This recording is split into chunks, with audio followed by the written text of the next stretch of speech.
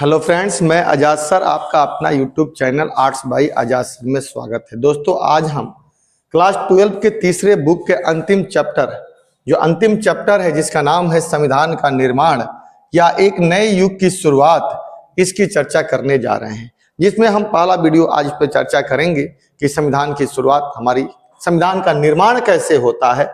और ये आपका क्लास 12 के इतिहास का 12वां चैप्टर है जो अंतिम चैप्टर है। दोस्तों, हम इसमें आपको 3 वीडियो की चर्चा करेंगे, 3 पार्ट में आपको ये बनाएंगे वीडियो, और देखिएगा कि निश्चित तौर पे पूरा चैप्टर आपको समझ में आएगा। बहुत ही शानदार और बहुत ही जानदार ये चैप्टर है, जहां से आपके लॉन्ग क्वेश्चन और शॉर्ट क्वेश्चन दोनों ही आपके इतिहास में आते हैं और इस बार के लिए भी बहुत ज्यादा क्या है, इंपॉर्टेंट है। तो दोस्तों, चलिए हम बात करते हैं एक नए युग की शुरुआत में, जिसमें हम पहला एक देखते हैं कि भारत का संविधान का बनना कैसे शुरू होता है।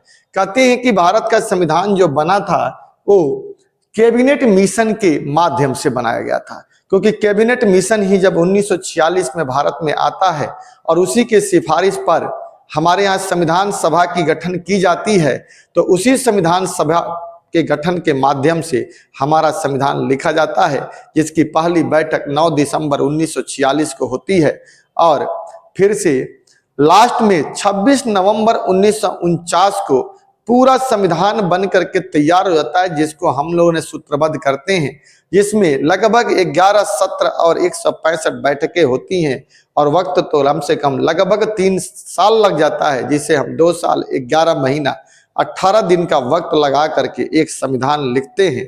और एक ऐसा संविधान जिसे आज हम जीवंत दस्तावेज के रूप में जानते हैं, और 75 सालों से देश हमारा चल रहा है, लेकिन संविधान आज तक हमारा बिखर नहीं पाया। जिसने भी हमारे संविधान के स्वतंत्रता सेनानियों ने लिखा, क्या खूबसूरत संविधान लिखा।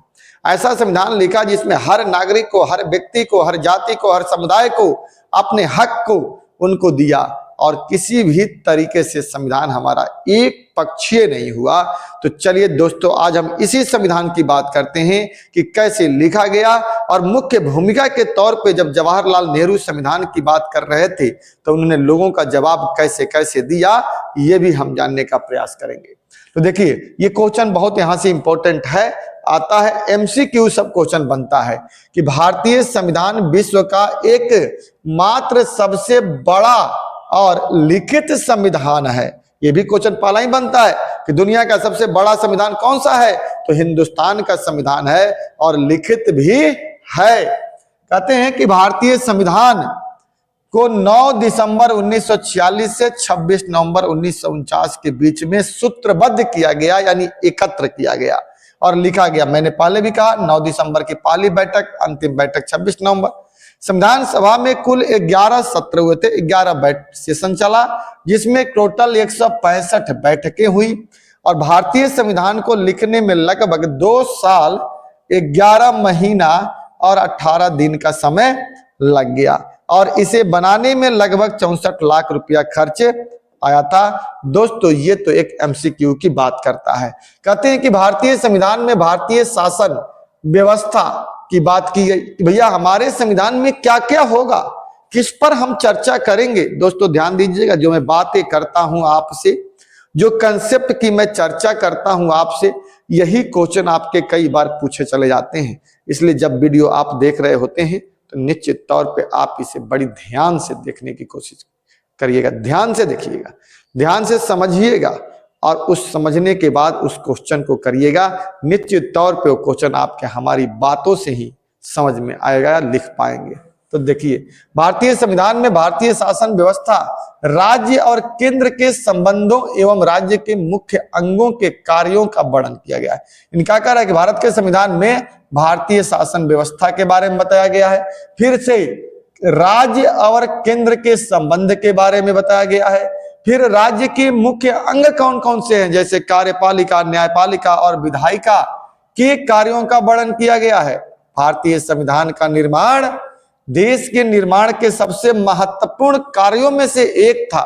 भारतीय संविधान का निर्माण जवाहरलाल नेहरू, सरदार वल्लभ भाई पटेल, डॉक्टर भीमराव अंबेडकर, राजेंद्र प्रसाद, BN राव जैसे बड़े बड़े नेताओं द्वारा किया गया था। कहते हैं कि 300 लगभग 299 लोग लास्ट में बच गए थे हमारे संविधान पे निकलने के लिए, जिसमें से 284 लोगों ने संविधान पर सिग्नेचर किया था। लगभग 300 लोग थे, इनमें से 6 लोगों की बड़ी महत्वपूर्ण भूमिका थी।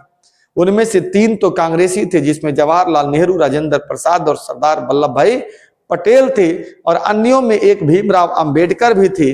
और भीमराव अंबेडकर के 2 सहयोगी जो साथ दे रहे थे, बड़े वकील, उनमें से अलादी कृष्ण स्वामी अय्यर और के.एम. मुंशी भी थे।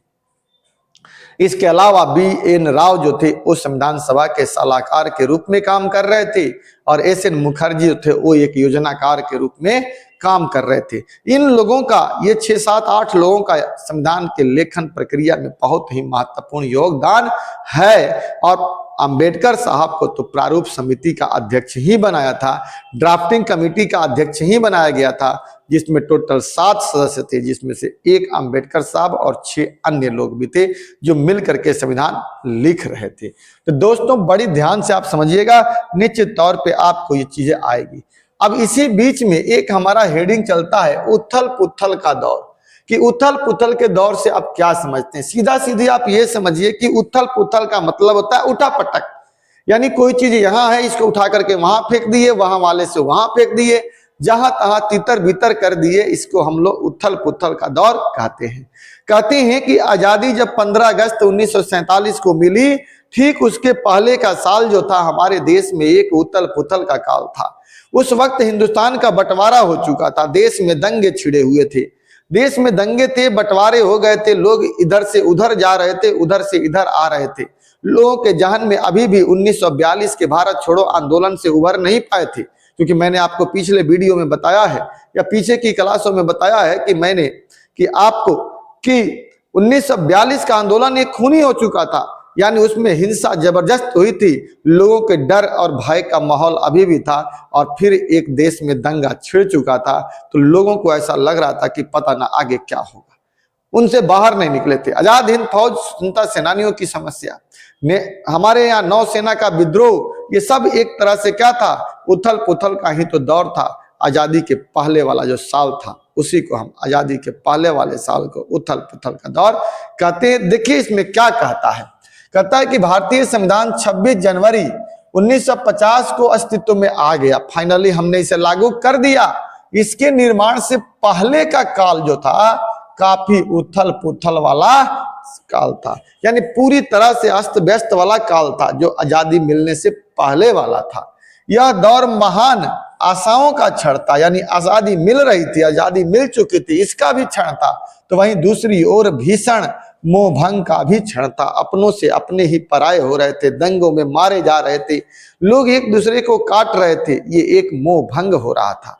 यानी क्या कहा जाए, स्थितियां बहुत बिल्कुल, परिस्थितियां जो थी बिल्कुल ही अनुकूल थी हमारे देश में। हालांकि 15 अगस्त 1947 को भारत तो आजाद कर दिया गया, लेकिन साथ ही इसे विभाजित भी किया गया था, जो हमने सपनों में भी कभी सोचा नहीं था।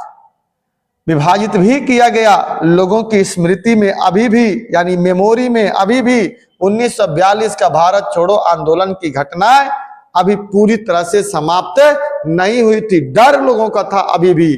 आजाद हिंद फौज के माध्यम से सुभाष चंद्र बोस द्वारा भारत की आजादी के लिए किए गए प्रयास भी अभी लोगों के जहन में था। 1946 में रॉयल इंडियन नेवी, शाही भारतीय सेना के सिपाहियों ने विद्रोह भी कर दिया। इनके विद्रोह के बाद तो अंग्रेजों को लग गया कि अब शायद हिंदुस्तान में हम लंबे समय तक नहीं रह सकते हैं, क्योंकि कोई देश पर कोई व्यक्ति शासन करता है तो सेना के बल पर ही करता है, लेकिन सेना भी अब अंग्रेजों के खिलाफ हो गई थी, तो उन्हें भी सताने लगा था कि पापता हम लंबा समय तक भारत पे शासन कर पाए या न कर पाए। ठीक है, तो देश के विभिन्न भागों में मजदूर और किसानों के आंदोलन इत्यादि आशाओं के प्रतीक थे, तो वहीं दूसरी ओर हिंदू और मुस्लिम के बीच दंगे और देश का बंटवारा एक भीषण मोहभंग का क्षण था।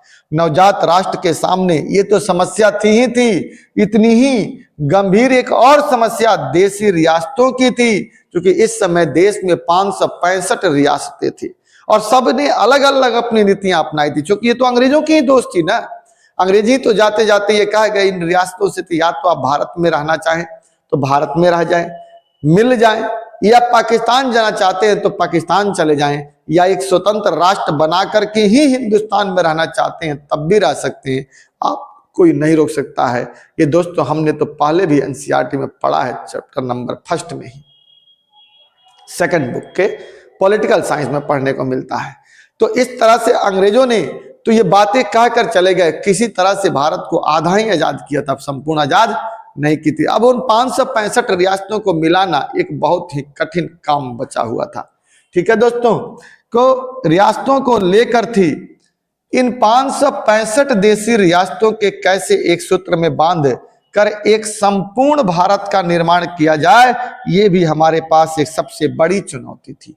संविधान सभा की बैठकें इसी पृष्ठभूमि में संपन्न भी हो रही थी, यानी देश के बाहर, संविधान सभा से बाहर देश में दंगा हो रहा था और अंदर संविधान लिखा जा रहा था। जो बातें होती थी, चर्चाएं होती थी, उस पर बहस होती थी, वो बाहर भी झनकता था। ऐसी परिस्थिति में देश का संविधान लिखा गया था, तो बताइए क्यों न हमारा देश का संविधान एक सफल संविधान बन पाए। चल रहा था उससे संविधान सभा होने वाली बहस और विचार विमर्श भी भला कैसे अछूता रह सकता था। हमारे संविधान ने तो अतीत और वर्तमान के घाव पर मरहम लगाने और विभिन्न वर्गों, जातियों, समुदायों में बटे भारतीयों को साझा राजनीतिक प्रयोग में शामिल करने में मदद दी। संविधान सभा की मांग, अब देखिए, अब सवाल आता है यहाँ पे कि संविधान सभा की मांग कैसे होती है। पहला तो हमने देख लिया, ये उथल पुथल का दौर था। दोस्तों अगर ये क्वेश्चन आ जाए ना कि भारतीय संविधान में उथल पुथल के दौर को बताइए इस चैप्टर में, तो आप इसको पूरी अच्छी तरह से स्क्रीनशॉट सारा ले लीजिएगा और इसे बड़े आसानी से आप इसे लिख सकते हैं। ये आपका कंप्लीट क्वेश्चन होगा। अब कह रहा है कि भारत में संविधान सभा की मांग कब हुई। कहते हैं कि 1922 में गांधी जी ने सबसे पहले ये मांग रखी थी कि भारत का संविधान भारतवासियों के द्वारा ही लिखा जाना चाहिए। उसके बाद धीरे धीरे हमारा आगे बढ़ता है और नेहरू जी और अन्य लोग भी इसकी मांग करते हैं। तो ये कहता है कि महात्मा गांधी ने 1922 ईस्वी में असहयोग आंदोलन के दौरान ही संविधान की मांग की थी और कहा कि भारत का राजनीतिक भाग्य स्वयं भारतीयों द्वारा ही तय होना चाहिए।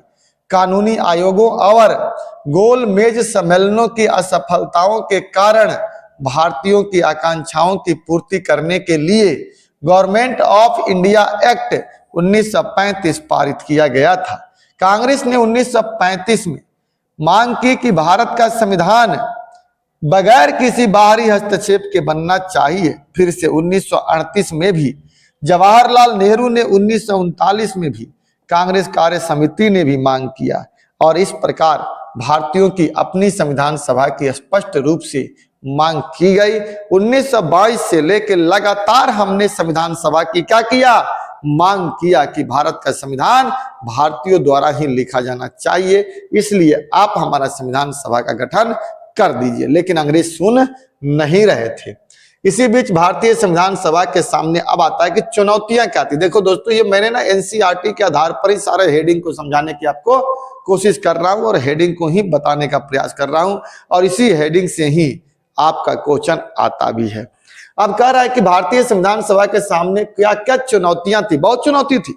हम पहली बार संविधान लिख रहे थे, देश की आजादी का पहला संविधान हम लिख रहे थे। देश में अभी भी राजनीतिक एकता नहीं थी, देश में अभी भी गैर बराबरी का दौर चल रहा था, देश में अभी भी अल्पसंख्यकों की समस्या बनी हुई थी, सांप्रदायिक दंगों वाली बात थी, देश अभी भी गरीब था, देश में बहुत सारे सामाजिक और आर्थिक न्याय की बात हो रही थी। तो देश में तो बहुत सारा समस्याएं थी और उन्हीं समस्याओं के बीच से एक संविधान लिखा जा रहा था। सबको देखने की चुनौती हमारे पास थी। कह रहा है कि भारतीय संविधान सभा के सामने भारत का संविधान बनाने की जिम्मेदारी थी। इस संविधान के निर्माण के दौरान उन्हें कई चुनौतियां का सामना करना पड़ा। जैसे पहला, अल्पसंख्यक वर्गों का विकास कैसे किया जाएगा। हमने तो कह दिया था कि अल्पसंख्यकों को हम समय देंगे, भारत एक धर्मनिरपेक्ष राष्ट्र होगा, बंटवारा के समय ही हमने कह दिया। तो क्या उन अल्पसंख्यकों का हम ध्यान नहीं रखेंगे? उन अल्पसंख्यकों का ध्यान रखा जाएगा, ये संविधान में स्थान दिया जाएगा। इसीलिए हम लोगों ने एक, हमारे पास चुनौती थी कि हम अल्पसंख्यकों की समस्या को कैसे निदान करें। दूसरी, देश में स्थित विभिन्नता के साथ एकता कायम करने की। देश में बहुत विभिन्नताएं थी, हजारों तो भाषाएं हमारे देश में बोली जाती है, कितनी बोलियां हमारे देश में हैं, और इन सारे विभिन्नताओं में हमें क्या करना था, एक एकता स्थापित कर करके ही संविधान तो लिखना था कि सबको स्थान मिले। ये एक दूसरी सबसे बड़ी चुनौती थी। केंद्र और राज्य की सरकारों में शक्तियों का बंटवारा करना भी एक बहुत बड़ी चुनौती थी कि किसको कितना वेटेज दिया जाए, किसको कितना शक्ति दिया जाए। क्या केंद्र को मजबूत बना दिया जाए तो राज्य बिखर जाएगा, विद्रोह कर देगा, और राज्य को अगर मजबूत कर देंगे तो केंद्र कोई काम नहीं कर पाएगा। ऐसे में हम किसको मजबूत करें और किसको छोटा करें, ये हमारे पास एक चुनौती थी। हालांकि इन सारी चुनौतियों को बड़ी ही सावधानी पूर्वक हमने काम किया और एक एक करके निपटाते हुए देश का एक खूबसूरत संविधान लिख करके तैयार कर दिया। देखते चलिए आप, आगे कह रहा है कि चौथा, भारतीय शासन व्यवस्था में स्थित संगठनों एवं संस्थाओं में भी शक्तियों का बराबर बंटवारा कराना था। इसकी भी एक समस्या थी। अब इस तरह से हमारे देश में संविधान लिखने वालों के पास कितनी चुनौती थी दोस्तों, 4 चुनौती थी। ये भी आपका 3 नंबर में क्वेश्चन आता है। अब कह रहा है कि संविधान सभा का गठन कैसे हुआ। ये तो मैंने शुरुआती दौर में ही कहा कि भारत का संविधान कैबिनेट मिशन के माध्यम से किया गया था। संविधान सभा का गठन कैबिनेट मिशन योजना के द्वारा सुझाए गए प्रस्ताव के अनुसार 1946 में हुआ। इसके अंतर्गत संविधान सभा के कुल सदस्यों की संख्या 389 थी, जिसमें से 296 ब्रिटिश प्रांत और 93 सदस्य देशी रियासत से चुने गए थे। सभी राज्यों और देशी रियासतों को उनकी जनसंख्या के अनुपात में ही सीटें जानी थी, जिसमें 10 लाख की संख्या पर आबादी पर संविधान सभा के लिए एक सदस्य प्रांतीय विधानसभा के सदस्यों द्वारा चुना जाना था। ये तो दोस्तों हमने शुरुआत में ही आपको समझाने की कोशिश की थी। प्रांतों के 296 सदस्यों में से अनेक उनके स्थानों का आवंटन कुछ इस प्रकार भी हुआ था। सामान्य को 213, मुस्लिम इतना, सिख इतना थे। संविधान सभा के सदस्यों का चुनाव सार्वभौमिक बेशक मताधिकार के आधार पर नहीं हुआ था, क्योंकि वक्त ही नहीं था हमारे पास कि हम चुनाव करा पाते। इसलिए हमने जो पहले से चुने हुए व्यक्ति थे उनको हमने कह करके प्रांतीय विधानसभाओं के माध्यम से हमने 10 लाख की संख्या पर एक व्यक्ति को हमने चुन लिया। इसलिए कई बार इस सवाल भी बनता है कि क्या भारत का संविधान भारतीय जनता के द्वारा लिखा गया, चुने हुए प्रतिनिधि थे? नहीं, चुने हुए प्रतिनिधियों के द्वारा नहीं, नॉमिनेटेड प्रतिनिधि के द्वारा चुना गया था। बल्कि प्रांतीय विधायिकाओं ने संविधान सभा के सदस्यों को चुना। संविधान सभा में कांग्रेस के प्रभावशाली तो थी। अब देखिए सवाल आता है कि कांग्रेस तो संविधान सभा में प्रभावशाली थी, लेकिन चाह कर भी कांग्रेस कोई बात अपनी मनवाने में सफल नहीं हो रही थी, क्योंकि कांग्रेस एक गठबंधनी स्वभाव थी। कांग्रेस के अंदर कई गठबंधन के लोग थे, कई पार्टियों के लोग थे, इसलिए अलग अलग विचारधारा के लोग थे। वो अपनी अपनी विचारधारा की लड़ाई लड़ते थे, जिसके वजह से कांग्रेस अपनी मनमानी नहीं कर पाती थी। सभा के सदस्यों को चुना। संविधान सभा में कांग्रेस प्रभावशाली थी, क्योंकि प्रांतीय चुनाव में कांग्रेस ने सामान्य चुनाव क्षेत्रों में भारी जीत प्राप्त की थी और मुस्लिम लीग को अधिकांश मुस्लिम सीट मिली थी। लेकिन मुस्लिम लीग ने संविधान सभा का बहिष्कार उचित समझा और एक अन्य संविधान बनाकर पाकिस्तान की मांग को जारी रखा। शुरुआत में समाजवादी भी संविधान सभा से परे रहे, क्योंकि वे उसे अंग्रेजों की बनाई हुई संस्था ही मानते थे। इन सभी कारणों से संविधान सभा के 82% सदस्य कांग्रेस पार्टी के ही सदस्य थे, परंतु सभी सदस्य एक मत नहीं थे, अलग अलग विचारधारा के थे। कांग्रेस में थे तो क्या हुआ, विचारधारा के अलग अलग थे। कई निर्णायक मुद्दों पर तो उनके मत भिन्न होते थे। कई कांग्रेसी समाजवाद से प्रेरित थे तो कई अन्य जमींदारी के हिमायती थे, तो कुछ सांप्रदायिक दलों के करीब थे, तो कुछ तो पक्के ही धर्मनिरपेक्ष थे। इस प्रकार कांग्रेस के अंदर अलग अलग टाइप के लोग थे, अलग अलग विचारधारा के लोग थे, ठीक है, अलग अलग लोग थे। इसीलिए कांग्रेस कोई मनमानी अपना करने में सफल नहीं हो रही थी, बड़ी पार्टी होने के बावजूद भी। अब आता है संविधान सभा में चर्चाएं, क्या क्या चर्चाएं हुई। तो भारतीय संविधान सभा में हर विषय पर गंभीरता से चर्चा की जाती थी। संविधान सभा में हुई चर्चाएं जनमत से प्रभावित होती थी, क्योंकि जो भी हम चर्चा करते थे न्यूज़पेपर में छपता था और लोगों के बीच में अगले दिन जाता था और जनता उस पर अपना निर्णय देती थी, बातें करती थी, हम उसे सुनते थे और फिर आकर के संविधान सभा में उस पर चर्चाएं करते थे। तो इसलिए जनता से ही जनमत से प्रभावित थी। जब संविधान सभा में बहस होती थी तो विभिन्न पक्षों की दलील अखबारों में भी छापी जाती थी और अखबारों से निकलती थी और तमाम प्रस्तावों पर सार्वजनिक रूप से बहस चलती थी। सामूहिक सहभागिता बनाने के लिए जनता के सुझाव भी आमंत्रित किए जाते थे।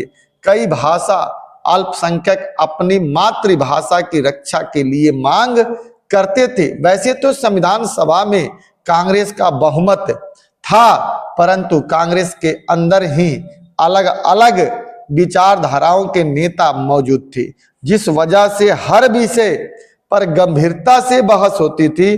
क्योंकि कांग्रेस में कई नेता ऐसे थे जो समाजवाद से प्रेरित थे, तो कुछ नेता किससे प्रेरित थे? सांप्रदायिक दलों का प्रभाव था। इस प्रकार कांग्रेस के अंदर भी अलग अलग विचारधारा को मानने वाले लोग थे, जिस वजह से संविधान सभा में हर विषय पर गंभीर चर्चाएं होती थी और चाह कर भी कांग्रेस अपनी महती से यानी बहुमत से उसे पारित नहीं करा पाती थी, क्योंकि विचार तो सबके उसमें शामिल थे। ठीक है दोस्तों, तो आगे करते हैं। संविधान सभा का मुख्य नेता या आवाज कौन कौन थे, ये भी क्वेश्चन एक बार पूछ चुका है कि मुख्य नेता कौन थे। हम बता दें कि कांग्रेस में संविधान सभा में मुख्य रूप से 6 नेता थे, जिसमें से 3 कांग्रेसी थे और 3 अलग थे, जो पीछे भी हमने चर्चा किया था। 3 कांग्रेसियों में त्रिगुट थे, एक सरदार वल्लभ भाई पटेल, जवाहरलाल नेहरू और राजेंद्र प्रसाद, इनकी भूमिका थी। तो दूसरी तरफ अंबेडकर साहब और उनके 2 सहयोगी कलादी कृष्ण स्वामी अय्यर और साथ ही साथ के एम मुंशी भी गुजरात के रहने वाले थे। 2 अन्य थे BN राव और श्यामा प्रसाद SN मुखर्जी थे। ठीक है दोस्तों, इन 8 लोगों में से 6 आदमी का बहुत बड़ा ही योगदान था और ये 6 आदमी मिलकर के ही संविधान को लिखने का बात करते हैं। इसीलिए मुख्य नेता देखिएगा, संविधान सभा में कुल 300 सदस्य तो थे, बिल्कुल सही थे।